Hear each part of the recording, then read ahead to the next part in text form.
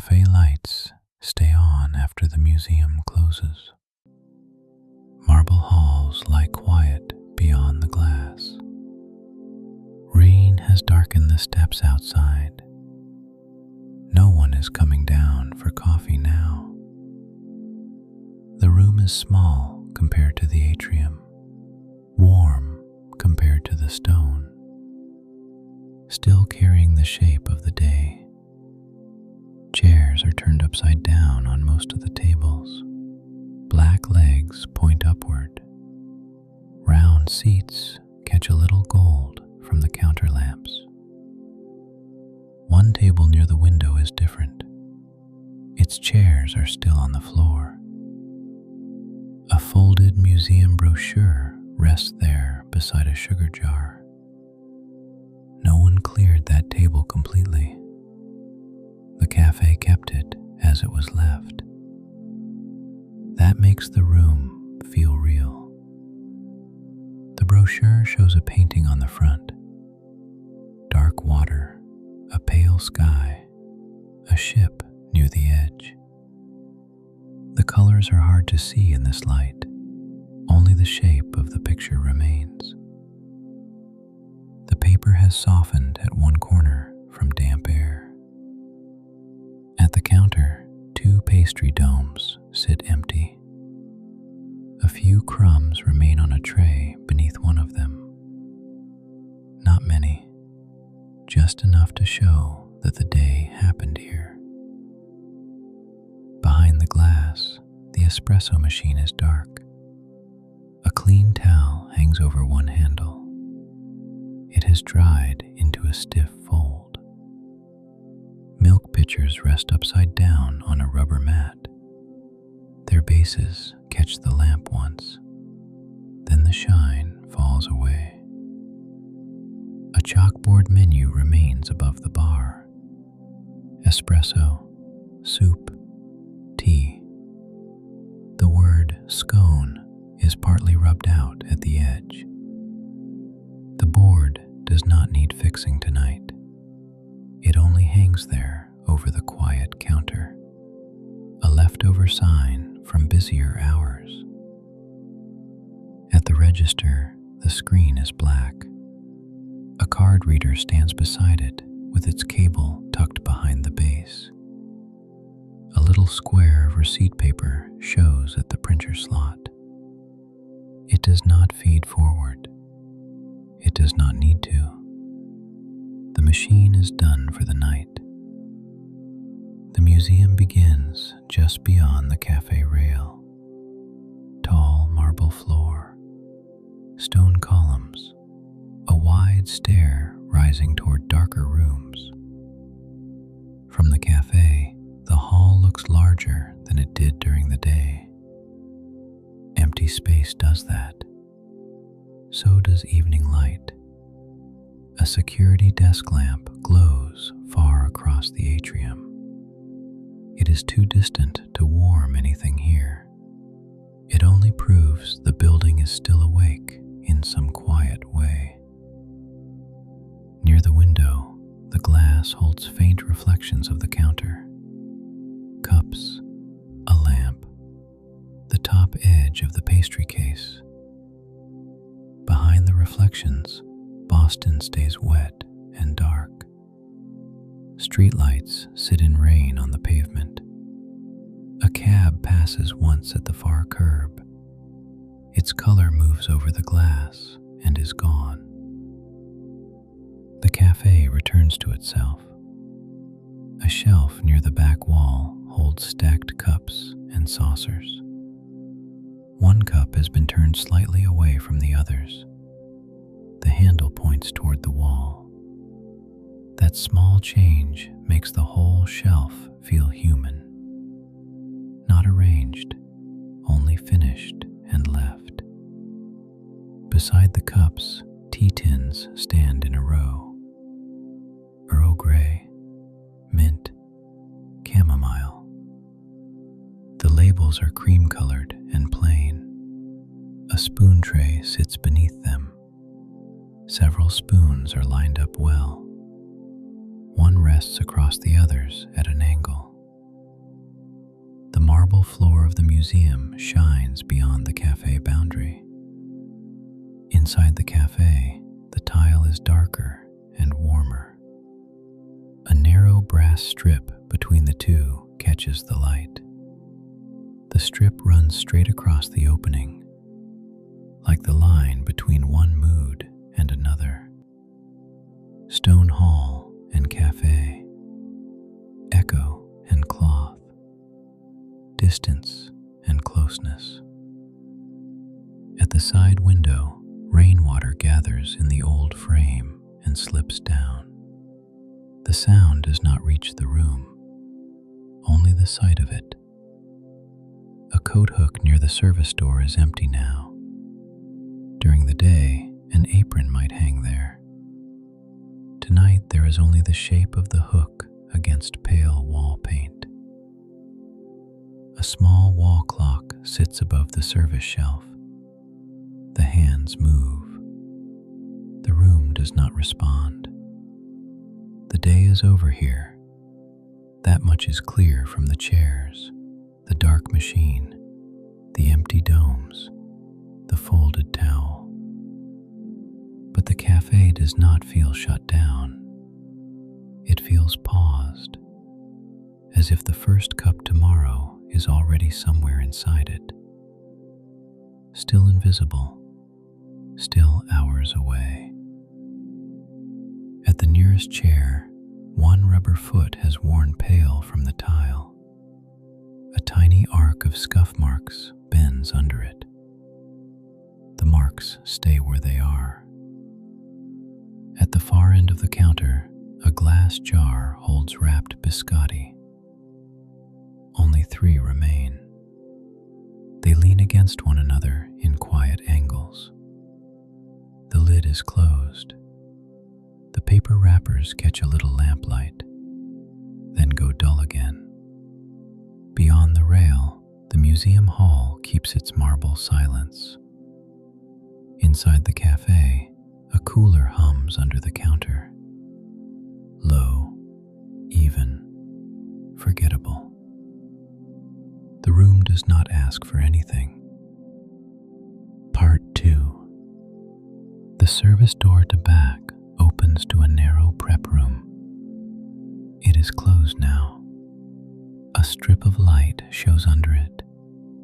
Not much, just enough to make the floor tile near the threshold look warmer. A bus tub sits by the door. Inside it, a stack of plates leans against a stainless wall.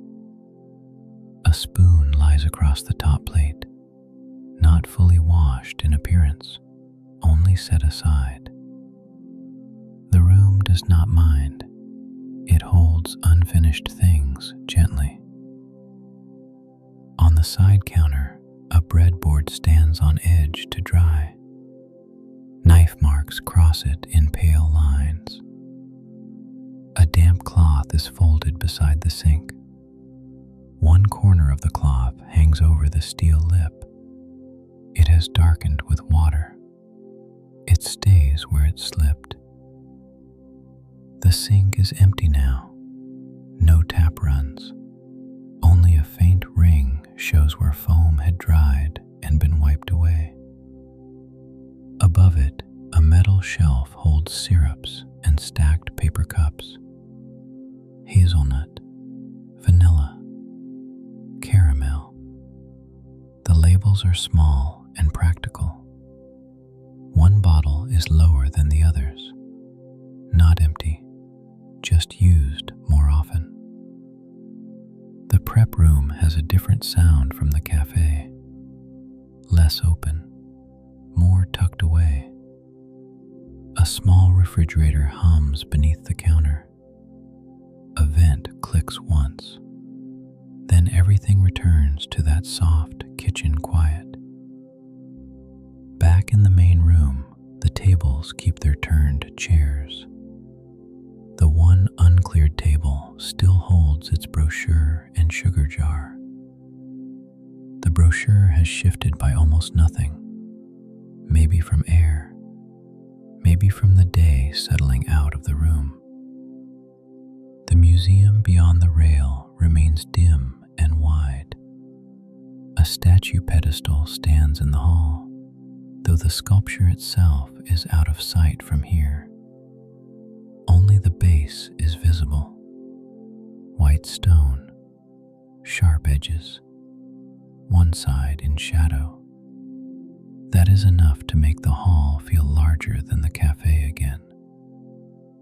At the pastry counter, a narrow glass shelf holds the ghost of a display. Labels remain in little metal stands. Blueberry muffin, lemon bar, quiche.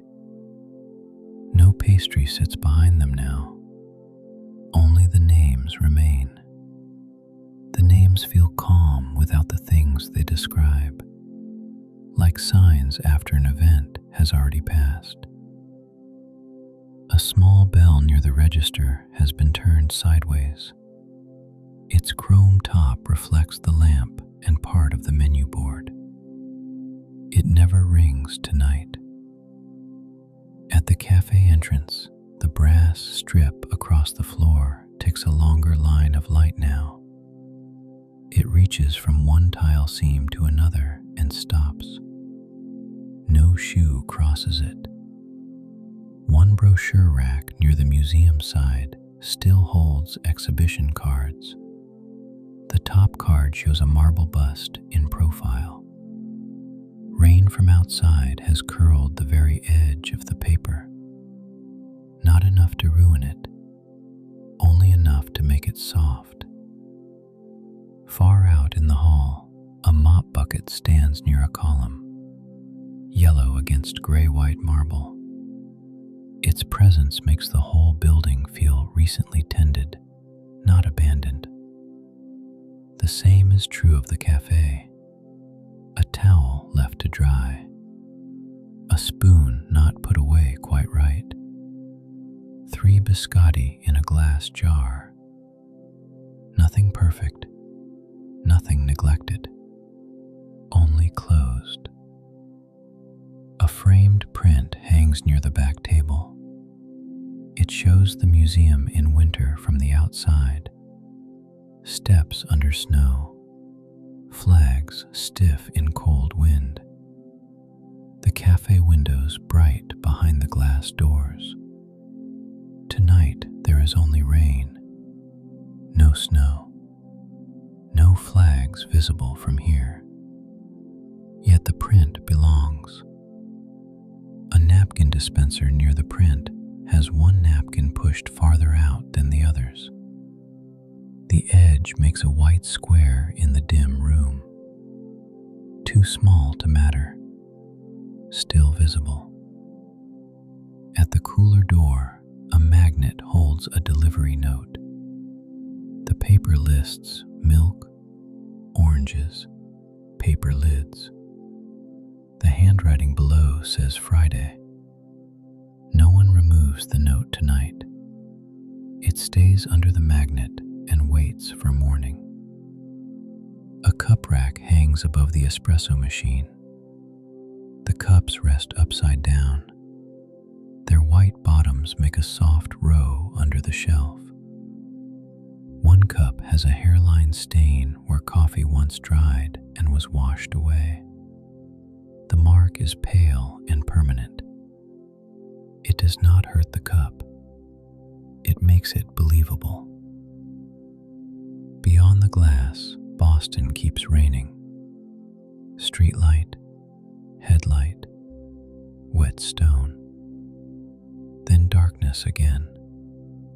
The city feels far from the cafe, even though it is only outside the museum doors. That is what marble and height can do. They turn the world quieter. They hold it away from the tables and the counter and the last crumbs on the tray. A chair foot touches the tile with a very small shift as the building settles. Not movement, really. Only weight remembering where it rests. Then the room is still again. At the prep room threshold, the strip of light remains. The tub remains. The folded cloth remains damp at one edge. The cafe does not need to be finished any further tonight. The work that matters has already been done. The room has entered that other state now. Not open, not abandoned, simply at rest beside the marble halls. Part 3. Morning has not reached the museum yet. Still, the darkness has thinned. The cafe shows more of itself now. The chairs on the tables look less like shapes and more like chairs. The brochure at the window table shows a little more blue in the printed sea. The sugar jar is clearer at the rim. Nothing has changed. Only the light has. At the counter, the empty pastry domes hold weaker reflections. The crumbs on the tray below one of them are easier to see now. A little crescent near the edge. 2 darker crumbs near the label stand. The labels remain where they were. Blueberry muffin, lemon bar, quiche. Small names waiting for things that are not there. The espresso machine stays dark. The towel on its handle keeps the same dry fold. The milk pitchers remain upside down on the mat. One drop of old water has dried under the lip of the nearest pitcher. Morning light finds it, then leaves it plain again. The museum hall beyond the rail is beginning to gather shape. The marble floor is less silver now. The column bases are clearer. The far security lamp matters less. A staircase rises into dim upper galleries. No footsteps sound on it. No voice slips down into the cafe. The building is awake only in the smallest ways. A vent hum, a fridge under the counter, a faint settling sound from stone somewhere in the hall. The sound comes once, then the silence becomes whole again. At the uncleared table, the brochure has not moved farther. The curled corner still lifts. The sugar jar still holds little white packets in a crowded fan. One packet leans against the glass. It has a bent edge. No one straightens it. The chair there has been left slightly away from the table, less than an inch. Enough to show that someone stood up from it and never pushed it back in. That tiny gap makes the table feel more human than anything else in the room. The framed winter print by the back wall is clearer now. Snow on the steps, pale sky, a lit doorway.